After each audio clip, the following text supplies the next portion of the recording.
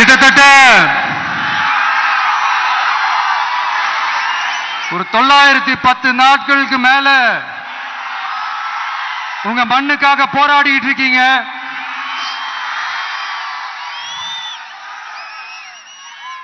உங்க போராட்டத்தை பத்தி ராகுல்னு ஒரு பையன், சின்ன பையன் பேசினது நான் கேட்டேன். அந்த குழந்தையோட பேச்சு மனசு ஏதோ செஞ்சிருச்சு.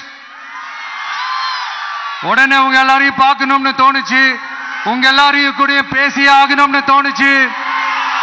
உங்க எல்லாரு கூட நான் நிப்பேன், தொடர்ந்து நிப்பேன் சொல்லணும்னு தோணுச்சு.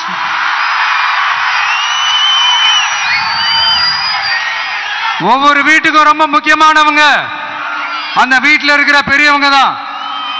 அதே மாதிரிதான் நம்ம நாட்டுக்கு ரொம்ப முக்கியமானவங்க உங்களை மாதிரி விவசாயிங்க தான். அதனால உங்களை மாதிரி விவசாயிகளோட காலடி மண்ணை தொட்டு கும்பிட்டு தான்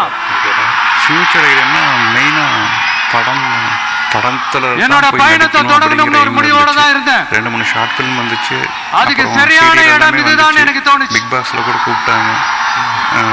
இப்போ மேரேஜ் ஆகி கொஞ்சம் இதாக இருந்ததுனால வந்து என்னப்பா நான் மறுபடியும் பண்ணிக்கிறேன், வீட்டில் இருக்கிற ஒரு மகனா இருக்காங்கன்னு கூட சொல்லியிருக்காங்க. என்னோட கல அரசியல் பயணம் பண்ணு தம்பின்னு சொல்லி பதற்றத்தில் உங்களோட ஆசீர்வாதத்தோட இங்கிருந்து தான் தொடங்குது. உடம்பு சரியில்லை, பதட்டமா இருக்கு, பிளட் வாமிட் எடுத்துட்டு இருக்காங்கன்னு சொல்லவும் சரி அதை விடுவோம். கொஞ்சம் வேகமா போய் நம்மளுடைய முதல் மாநில மாநாட்டுல இல்ல நம்ம கட்சியினுடைய கொள்கையை பத்தி நான் எடுத்து சொன்னேன். வயிற்று அடிபட்டு இருந்திருக்கு. இயற்கை வள பாதுகாப்பு. இந்த பொங்கல் லீவுக்கு ஊருக்கு போனதுல இந்த மாதிரி சூழலியல் மற்றும் காலநிலை நெருக்கடியை எதிர்கொள்ளக்கூடிய ஹெல்மெட் இயற்கைக்கு ஊறு விளைவிக்காத பகுதிசார் மாநில வளர்ச்சி பரவலாக்கம் என்ன அவசரமா இருந்தாலும் இதான் நாம அறிவிச்ச அந்த கொள்கை.